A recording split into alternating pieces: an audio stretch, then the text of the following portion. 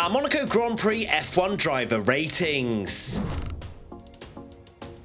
Let's begin with Logan Sargeant.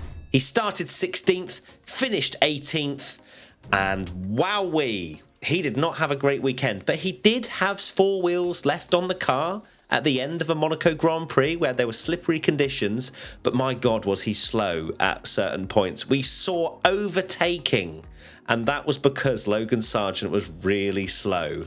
I'm going to give him a 3 out of 10. I've gone for a 4 out of 10 for the number of wheels left on his car, but he wasn't particularly quick. Yeah, he was unbelievably slow at one point. Okay, cool, fair enough. He did survive, and he is a rookie, so I can see that. We now move to his teammate, Alex Albon. Started 13th, finished 14th. I've gone for a 6 out of 10. Alex Albon's such a difficult driver to rate. We're never going to really know unless Logan Sargeant really knuckles down and maybe a few more years in F1. It's really hard to judge because Logan's new, and Alex is putting that car in decent positions, to be fair. I think it was just solid but not spectacular. I have gone for a 5 out of 10, so 2 points separating the two teammates, but I've gone one lower for both of them. Obviously he had that big crash in FP1. Just didn't seem to work out too well, finishing 14th. We only had 1 retirement, so I guess there wasn't a huge amount more he could do. But at the same time, I think my expectations for where Alex Albon should potentially be is a little bit higher up, hence why I've gone for a 5 out of 10. We now go to Nick De Vries. Started 12th, finished 12th. Now I've gone for a 6 out of 10 for Nick De Vries for this weekend because it actually wasn't that bad, considering the run of form that he has been showing recently. He was doing a good team game, backing up Bottas to protect Yuki, went for a long first stint, didn't crash. So I would say he's probably quite happy with that, despite not actually scoring any points. Yes, if you'd have said loads of people had crashed this weekend and none of them were Nick De Vries, I think he'd take it. I've also gone for a 6 out of 10 because, not a bad weekend. His best result, I want to say, in F1 so far. Apart from when he stood in. Yeah, of course. His best result this year. Yuki Tsunoda started 9th, finished 15th. I'm going to go for a 7 out of 10 for Yuki. A very good qualifying, particularly Q2. Put it in Q3, which is great for AlphaTauri. It looked like he was going to get some points, and then his brakes. There was obviously something wrong with his brakes at the end. Looked like he might even finish 11th for the millionth time this season, but even worse. Yeah, it didn't work out the ending that we all hoped for Yuki. There was clearly a problem with his car. I've gone for a 7 out of 10 as well, because it was actually a really decent performance from Yuki. I can't give him any higher just purely because he didn't actually score any points in the end. But a 7 out of 10 sort of notices and respects that drive. We now go to Nico Hülkenberg. Started 18th, finished 17th. What do I say about Haas these days? He went ham at the start and then hit Logan Sargeant.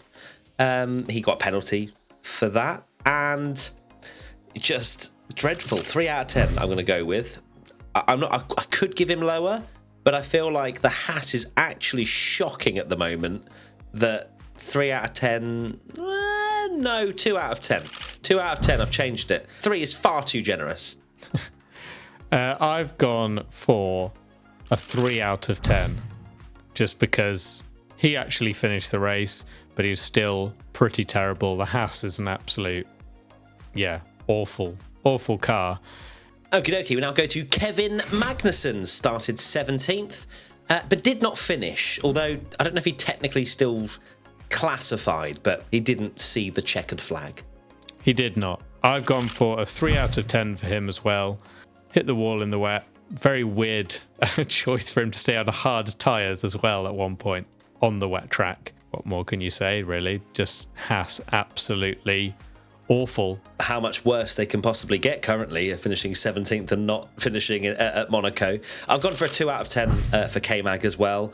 In the moment, I was like, why the hell is K-Mag still on dry tyres in what is quite literally a swimming pool? Haas were clearly gambling on some kind of red flag. It didn't work at all. There was no red flag. There was no safety car. But yeah, it's going to be a 2 out of 10 for K-Mag as well. We now go to Lance Stroll. Started 14th, did not finish. I've gone for a whopping 1 out of 10 for Lance Stroll this weekend. He missed the Weybridge in qualifying, although I don't want to have too much of a go at him for that because it was quite last minute. They didn't penalise him for that, did they? No, exactly. And fairly. But still went out in Q2. He hit the wall on intermediates. He hit everyone, it felt like, at some point during the race. Just dreadful this weekend. He was absolutely dreadful. I'm also giving him a 1 out of 10, mainly because, spoiler alert, but somehow someone did even worse, in my opinion, than him. Lance just had an absolute shocker. We now go to Fernando Alonso. Started second, finished second. I've gone for a 9 out of 10. So close to pole, put on the mediums when maybe the Inters might have won him the race. I have gone Fernando Alonso, 9 out of 10 as well. I feel like he does almost deserve a 10 out of 10 because I've heard things from, there's been reports that Sky Germany was saying that Aston Martin put the wrong tyres on him, although I'm not sure I totally believe that. And just in general, it was a very 50-50 call as to which way you go, as much as I think that the Inters probably was a safer shout. Very close to a 10, and just amazing to see someone taking the fight to Max in some regard, even if we didn't really see those two together on track. We now go to Valtteri Bottas. Started 15th, finished 11th. I'm going to go for a 6 out of 10 for Valtteri. He had a decent strategy, almost scored a point. I don't know, it was just one of those races that you didn't see much of him, but finishing 11th in an Alfa Romeo is a decent job. In fact, no, scrap that, 7 out of 10. Valtteri, well done, mate. I have gone for a 7 out of 10. Like you've changed it. I was going to be like, oh, we're going to disagree. Oh, no, you've changed it. But yeah, he also finished half a second ahead of Zhou in qualifying, which I think is a good performance. And yeah. We now go to Zhou Guanyu. Started 19th, finished 13th. I've gone for a 5 out of 10 for Zhou Guanyu. Solid race, but just a bit anonymous again in the Alfa Romeo. 13th looks quite good on paper, but might have been better had he not started 19th. He went fastest at one point in qualifying, I think, in that crazy track evolution stage that it was. But went fastest in Q1 and ended up qualifying 19th. Like, that just shows the level of evolution that happened throughout that. I've gone for a 6 out of 10 for Zhou. Qualifying was poor, but I think to make up 6 positions. And also, I want to give him that extra point for the daring move round the outside on the first lap when everyone else was basically parked up, getting out their car to go into Tesco. He just swung it round the outside of that hairpin and just absolutely sent it, which I love to see. We now go to Oscar Piastri. Started 11th, finished 10th. I'm going to go with an 8 out of 10 for Oscar Piastri. He had a decent first Monaco race. I'm just really impressed with how close he is to Norris. That is something that's really, really impressing me at the moment, considering the level of which Lando is at the moment. We know that he extracts usually the most out of that McLaren. I've gone for a 7 out of 10, but yeah, it's a good performance. Oscar Piastri can be extremely, proud of himself for being on the pace with Lando. Fair play to him. We now go to Lando Norris, who started 10th and finished 9th. So I've gone for a 7 out of 10 for Lando. He had unbelievable pace at the end of the race, was lapping, quicker than anyone. I think he was catching 3 seconds a lap at the end. I just think that maybe he should have done better in qualifying had he had a clean session.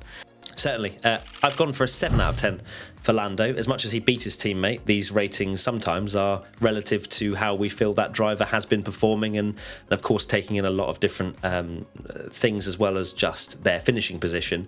You know, if you're Lando Norris, perhaps you're wondering, why is Oscar so close at this stage of his rookie season? So that's why I've gone for a 7. We now go to Pierre Gasly. Started 7th, finished 7th. And I'm going to go for a 7 out of 10. I think it was a solid weekend for Pierre.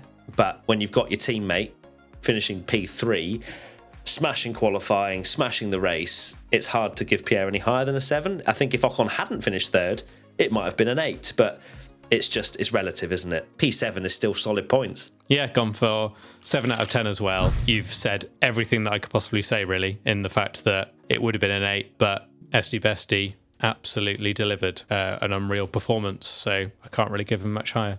Well, why don't we talk about Esty Bestie right now? He started 3rd and finished 3rd. It's a 10 out of 10. I think it would be an 11 out of 10 if we could give it.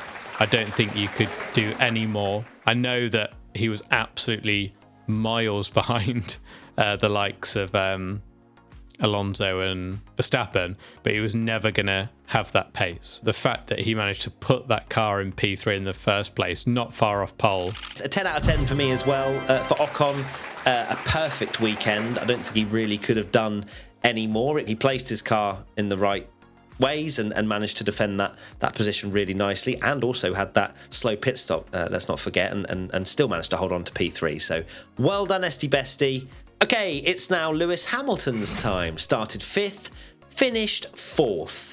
I've gone for an 8 out of 10 for Lewis. I think that he did a pretty good job this weekend. I mean, the strategy didn't work out, like with a lot of drivers, to be fair, of pitting for mediums and then again for intermediates. As much as Mercedes haven't really taken a huge step forward in terms of performance, Monaco's a very difficult track in order to actually measure how good these upgrades are. When we go to Spain this weekend, that's when we'll get a real idea of what those side pods can do. So yeah, Lewis, 8 out of 10. I've gone for an 8 out of 10 for Hamilton as well. Very good performance.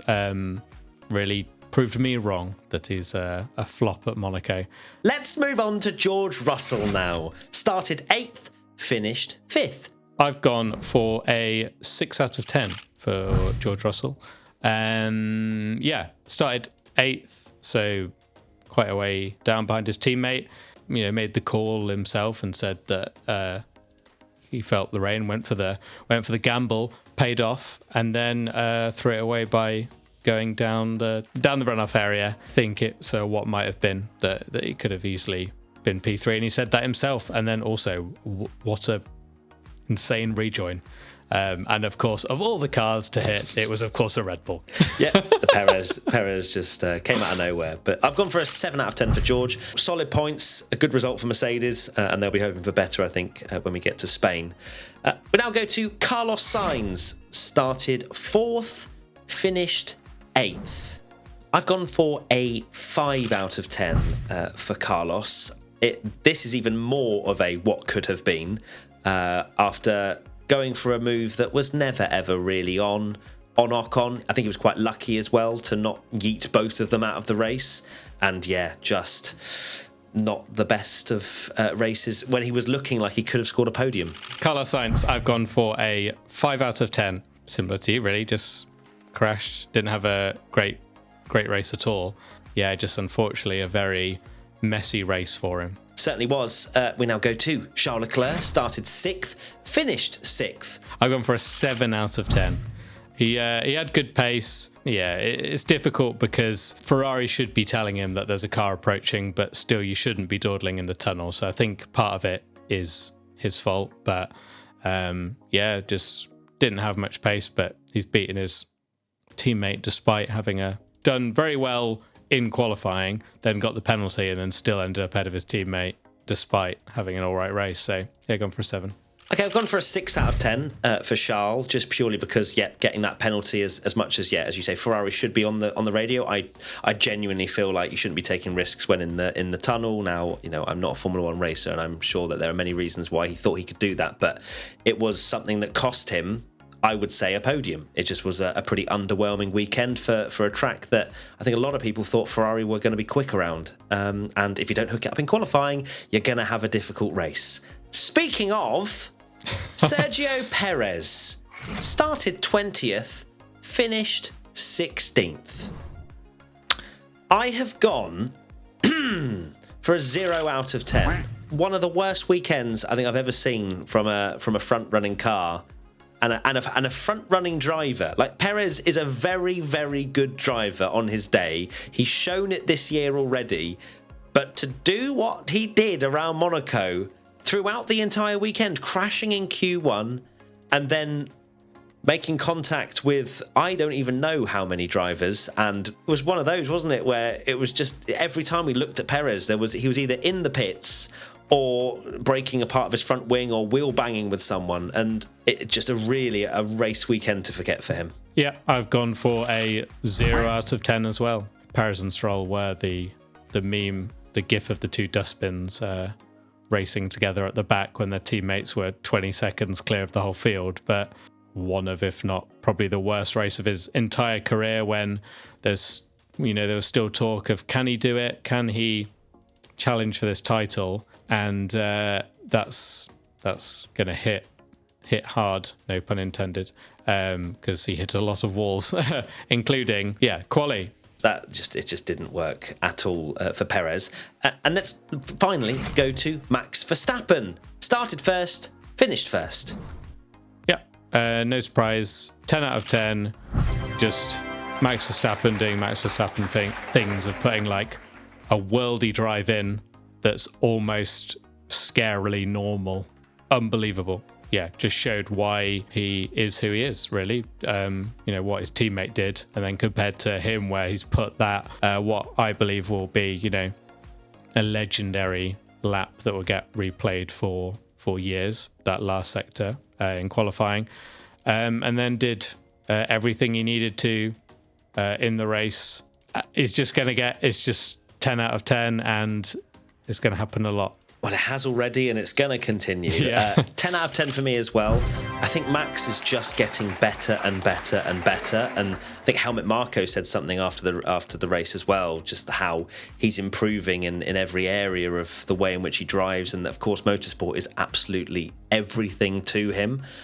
He is genuinely a very scary prospect as we continue moving through this year and into the next few years as well. A stunning drive from Max, it has to be said. Let's crown our P1 driver of the day. Esteban Ocon, thank you very much for coming.